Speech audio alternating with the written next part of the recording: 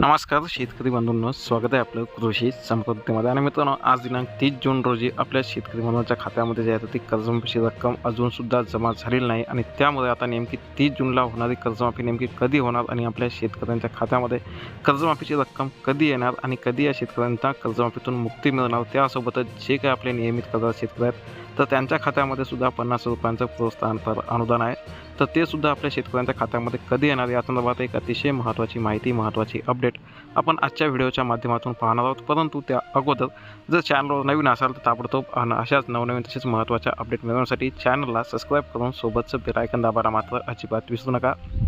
आणि जी आपली कर्जमाफी आहे तर ती नेमकी कधी होणार आहे आणि कधी आपल्या शेतकऱ्यांच्या खात्यामध्ये प्रोत्साहनपर अनुदान आणि कर्जमाफीचे पैसे जमा होणार आहेत, याविषयी आता स्वतः आपल्या राज्याचे कृषी मंत्री दत्तात्रय भरणे यांनी एक नवीन तारीख जी आहे तर ती जाहीर केली आहे. आणि 30 तारीख आपण या व्हिडिओच्या माध्यमातून पाहणार आहोत. आणि त्यामुळे या व्हिडिओला काळजीपूर्वक शेवटपर्यंत पाहायला विसरू नका. तसेच आपल्या जास्तीत जास्त कर्जमाफीच्या प्रतीक्षेमध्ये असणाऱ्या गरजू शेतकरी बांधवांपर्यंत ही माहिती नक्की शेअर करा. आणि आपला कुठला जिल्हा हे सुद्धा कमेंटमध्ये नक्की सांगा. धन्यवाद. शेतकऱ्यांच्या अडचणी, शेतकऱ्यांचं दुःख, शेतकऱ्यांच्या समस्या हे आपल्या सर्वांना माहीत आहेत. त्यामुळे अनेक प्रश्न ह्यामध्ये अनेक जणांचे प्रश्न मांडले.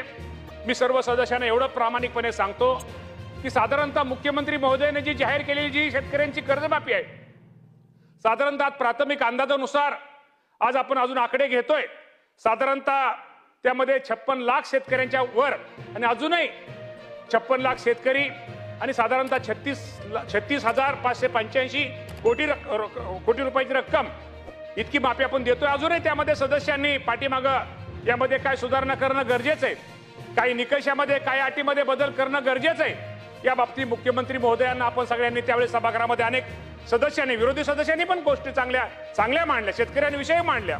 त्यामध्ये मुख्यमंत्र्यांनी स्वतः सांगितलं यामध्ये आपण निश्चित प्रकारे यामध्ये बदल करू. यामध्ये काय बदल करणं गरजेचं आहे, यामध्ये बदल केल्यानंतर कुठल्या गोष्टीमध्ये माझ्या शेतकऱ्याला त्याचा फायदा होईल, तो मुख्यमंत्र्यांनी उपसमितीला त्यामध्ये निर्णय घेऊन निश्चित प्रकारे या राज्याचे मुख्यमंत्री या बाबतीमध्ये सकारात्मक आहेत.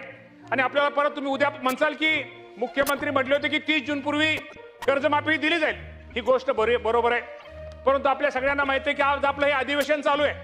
आपण पुरवणी मागण्यावरती चर्चा करतोय आणि पुरवणी मागण्यामध्येच शेतकऱ्यांच्या कर्जमाफीच्या बाबतीमध्ये जी रक्कम आहे या बाबतीमध्ये आपण इथं चर्चा केल्यानंतर ह्याला मंजुरी दिल्यानंतर आपण राज्यपाल महोदयांच्या सहीला हे आपल्याला कर्जमाफीच्या त्यांची जी आपली जी योजना आहे ती त्यांच्या सही राज्यपाल महोदयांच्या सहीसाठी जाईल.